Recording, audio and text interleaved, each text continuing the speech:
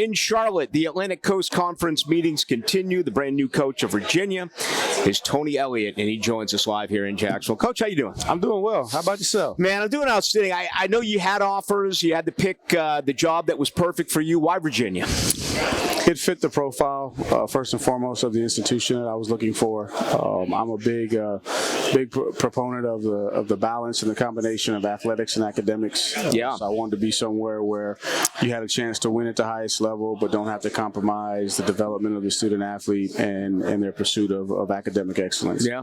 And I wanted alignment between myself and the AD and the president, and I found those things at UVA. You're the second coach who said that. Mario Cristobal said almost the identical thing at Miami. It's so important with the world now and the entire landscape of college football.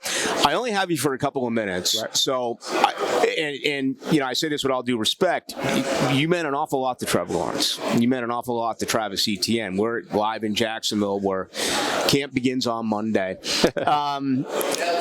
What a year for Trevor. I mean, he lost more last year, and he lost it his entire life. I know you've had some conversations with him. I was very impressed with the way he handled himself. Oh, he's a top-notch individual. He's one of the best human beings I've ever been around.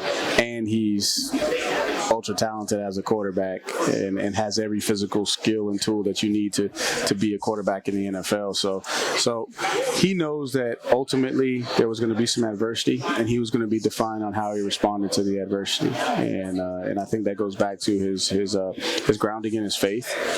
He's already a young man that's married, so he's about the right things, and I'm excited to see. I think I saw something online where he's been in the Bahamas with a bunch of his receivers working out. That's just the kind of guy that he is. Like, he's not caught up in all the other stuff. He just wants to become the best version of himself and make people around him better. And he's the kind of player that makes you better as a coach. So I told the team when I was there, the person that I admire is Trevor. He's been a prodigy and a phenom since he was in middle school. Yeah.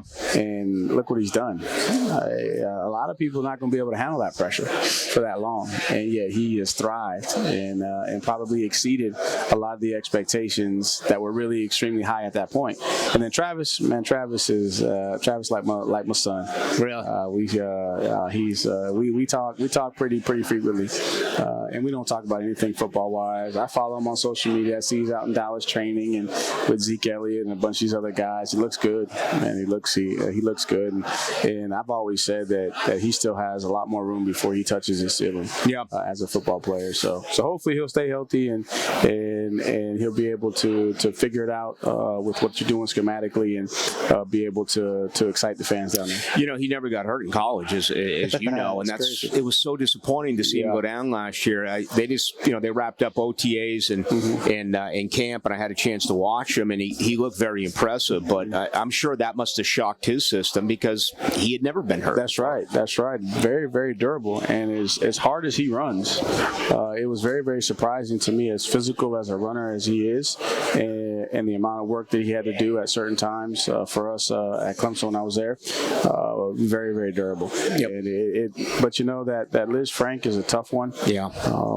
I hated it for him, but I think it's going to end up being a blessing in disguise for him, because it's going to force him to kind of evaluate where he is, get back to working and have an appreciation for the game.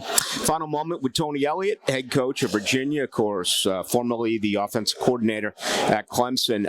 Back to Lawrence, the last 8 years I've been the Jaguars sideline reporter, so I see a lot of things that the television camera doesn't show. Right. His maturation was incredible from game 1 to game 17, about watching him develop into a leader, just little things. I asked Dabo about this yesterday. I want to ask you now. My one concern is, does he have the fire in the belly to be a leader, to go up to linemen, to receivers and say, you're not doing this the right way? Is he that type of quarterback? He does. He is. No, I think it'll take him a little bit of time to just become comfortable doing that. But I saw similar things that you're talking about over his career at Clemson in the maturation process and the things that we asked him to do. He's not naturally a an outgoing or loud guy. So that's an area where he has to improve. But he's a competitor, and he's got that competitive. And I've seen that fire come out on the practice field a couple times, even in some games. So he's got it. It's just going to take him, I believe, a little bit of time. And he's such a respectful guy. Yeah. And he wants to bring the team together. But he's got that fire to him. Don't sleep on his competitive drive. No, I won't. Hey, Tony, great catching up with you, and I look forward to talking to you throughout the course of the year. Yes, sir. Talking about your guy, Brennan Armstrong, and by the way, what a conference for quarterbacks this year. I think they brought 8 or 9 quarterbacks. Oh, it's crazy. It's crazy. But you know what? Competition brings out the best in everybody. Yeah. So I'm excited for Brennan because he's going to have that competition across the line of scrimmage with the other quarterbacks in the league. Wish you the very best of luck. Thank you for your time, Tony. Yes, sir. There he goes, Tony Elliott, the head coach of Virginia. He joins us here in Charlotte. Of course, he is the head coach of the Cavaliers, and it's great to catch up with him. My name is Rick Ballou. We are live in Charlotte, North Carolina at the Atlantic Coast Conference football meetings.